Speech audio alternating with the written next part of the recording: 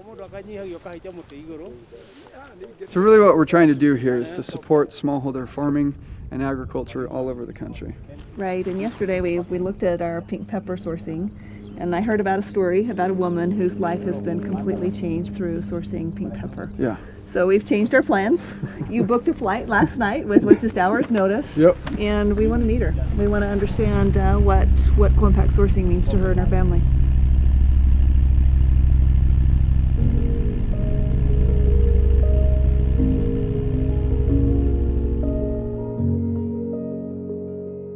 "2014, what happened?" A road accident. He road was going to work at Naivasha there. When Veronica got news that she'd lost her husband, she was pregnant with her 5th child. Meeting Veronica was incredible because we were able to see firsthand the impact that co-impact sourcing has on families in Africa. It was hard to feed my children. I was very stressed and I struggled very much. Yeah, life was hard. To provide for her children, she started making ropes from the fibers of plants. She would make about 200 shillings a day, which is the equivalent of $2 US. You see? As Veronica would take these ropes to sell to shopkeepers, originally they would buy them because they felt sorry for her, but over time they stopped buying her ropes. So she started taking them to truck drivers to see if they would buy her rope. The truck drivers wouldn't buy her rope, but they would buy something else.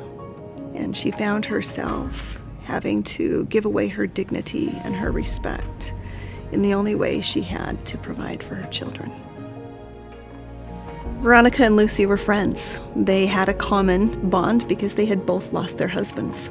And as they were sitting in front of the shops wondering what they were going to do to provide for their families, Kigo came, and he offered them an opportunity to harvest pink pepper. That's how we met. They were just sitting on the veranda of the shop, and I said hi to them. And I said, I've seen a lot of trees here which have got a lot of pink pepper seed on them. Yeah. And I think you ladies, you can be able to do that. He told me, leave this job. It doesn't have money. Yeah. And I told her, maybe try the pink pepper, you might make slightly more than that. He told me some of the children were at home and they hadn't gone to school. Even that day I gave her some advance. I said I'll recover it from the seed that will be made up. So you gave her a little bit of an advance. Yeah. You took a risk on her. Yeah. And then she delivered some pink pepper. Yeah, the following day actually she had like 20 kilos. Really? Wow. The next Yeah, day? first time. Yeah? Yeah. Since Veronica started harvesting pink pepper, she now makes 1,500 shillings a day on average versus just 200 or 300 shillings a day before. I like to work. I don't like to stay idle. And when you stay idle, when you gossip, your children will sleep without anything in their stomach. Right. Yeah. Yeah. So I like to work. Right. Veronica and Lucy are just 2 examples of the hundreds, if not thousands, of lives that are and will be impacted by the harvest of pink pepper. That's why we do co-impact sourcing. It will always be about the individual and how we can make their lives better.